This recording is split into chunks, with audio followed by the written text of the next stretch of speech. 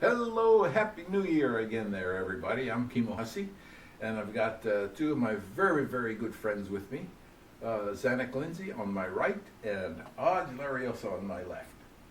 It's okay to say hello. Okay, Hello. there, okay.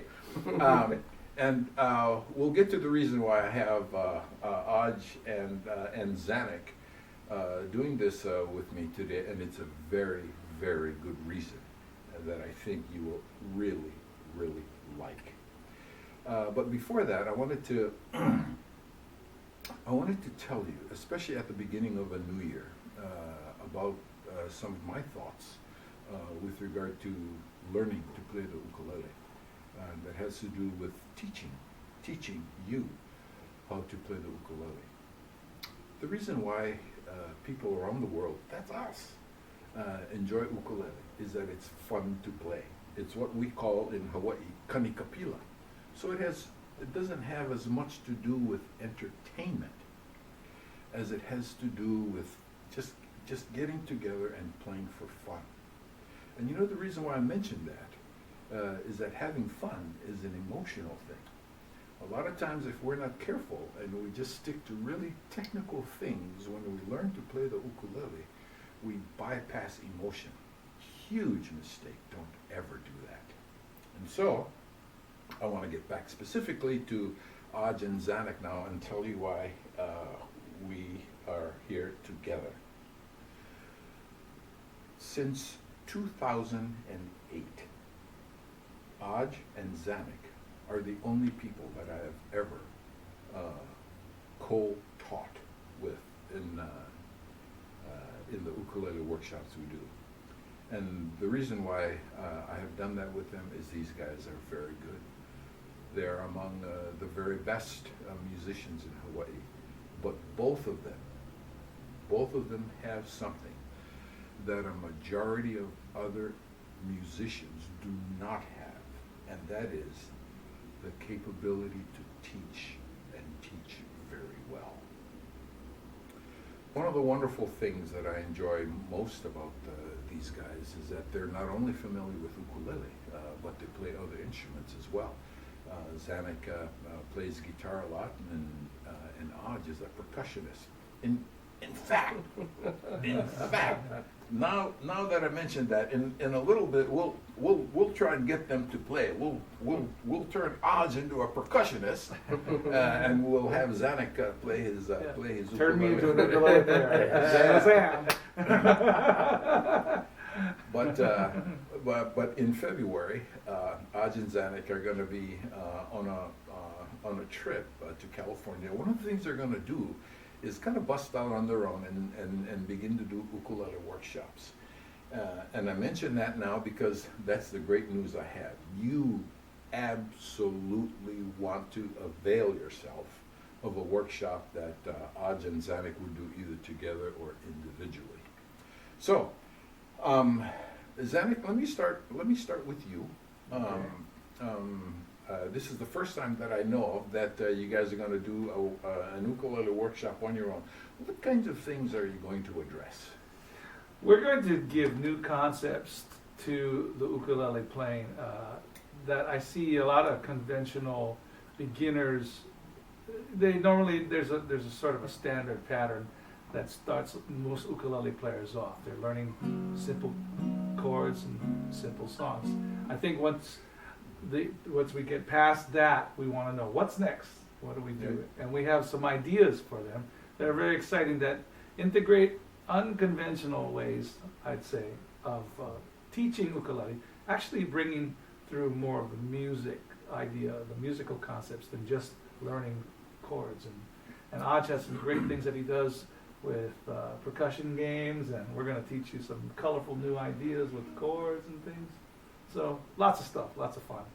Ever heard of the statement, the best athlete doesn't make the best coach? I think in this situation it applies.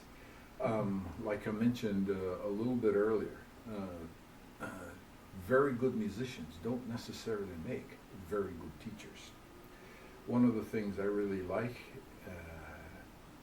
and respect about Aj and Zanuck is that both of them, in addition to being very, very good musicians are able to work within the music to make sure that there is emotion in the music.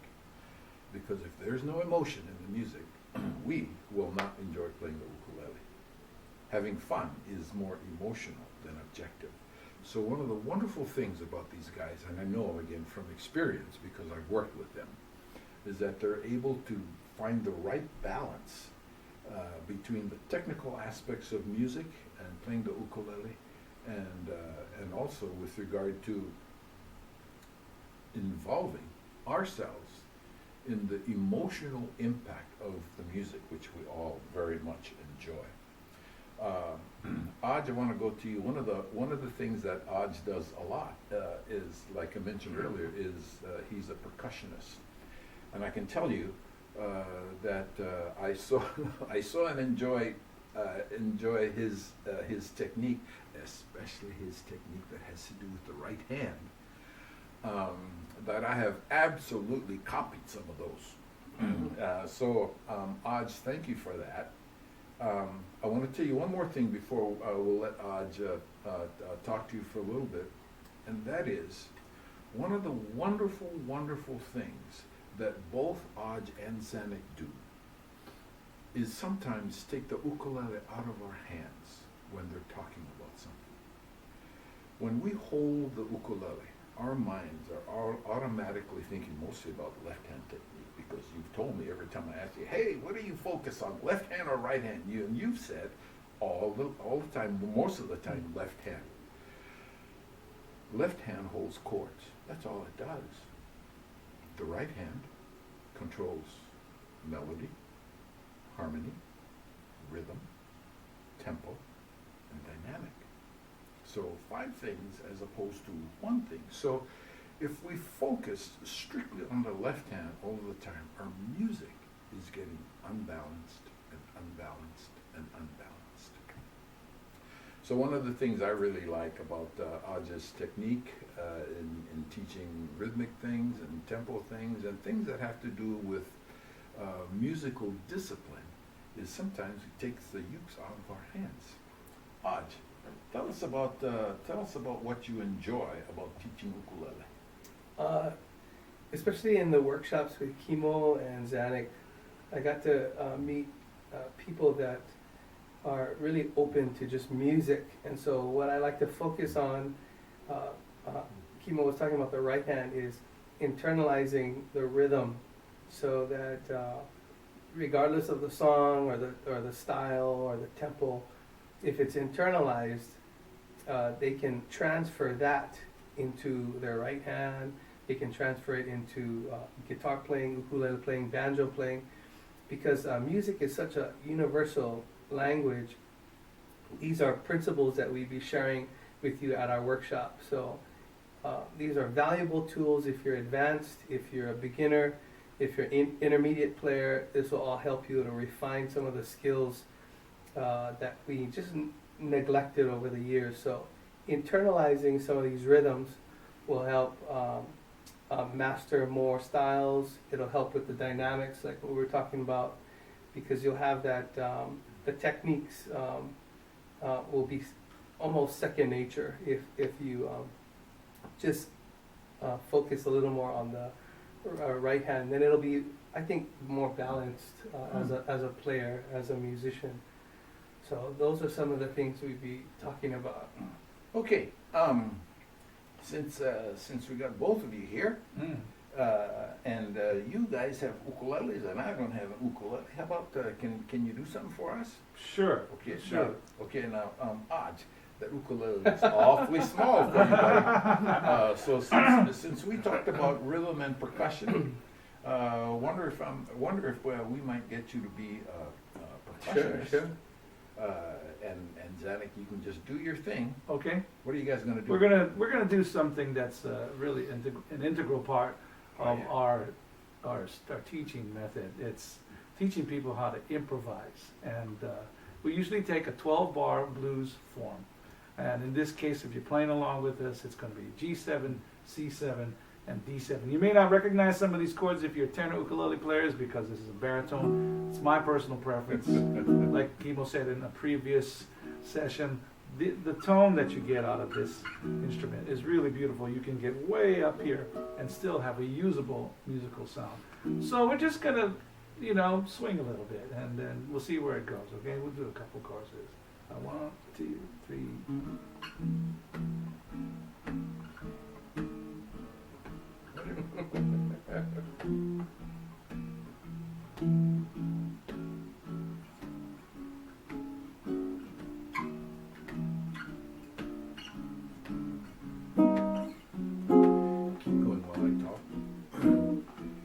Notice, look at Zanuck's left hand. It's not really complicated. And his right hand isn't very complicated either. Yes, what he's doing takes practice to do, but there's no reason with this ukulele for us to be banging on it and trying to force it into submission every time we play. Notice how nice that is.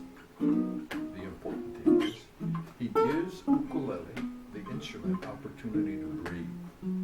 One of the wonderful things that both these guys can teach is what we call in music ensemble.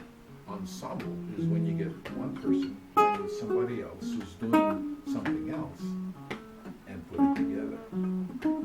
Because part of ensemble sometimes is vocals.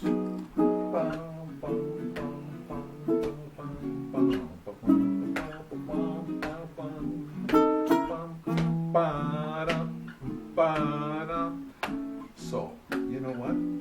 Isn't this something you'd like to experience? The best thing about these guys is they'll show you what it is you need to practice in order to do this. Okay, and finally I'd like to keep going. That sounds so nice. And I love talking with background music going. Nice job, Hodge. I want to tell you that ultimately one of the things that I respect the most about Hodge and Zanuck is they never, ever stop learning.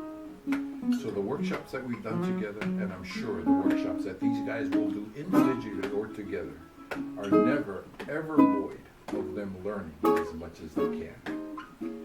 Thank you so much. See you next time. And remember this name. 2 names. Zanuck Lindsey, Hodge Larioza. Keep looking on Facebook and the internet because these guys are going to be up and coming.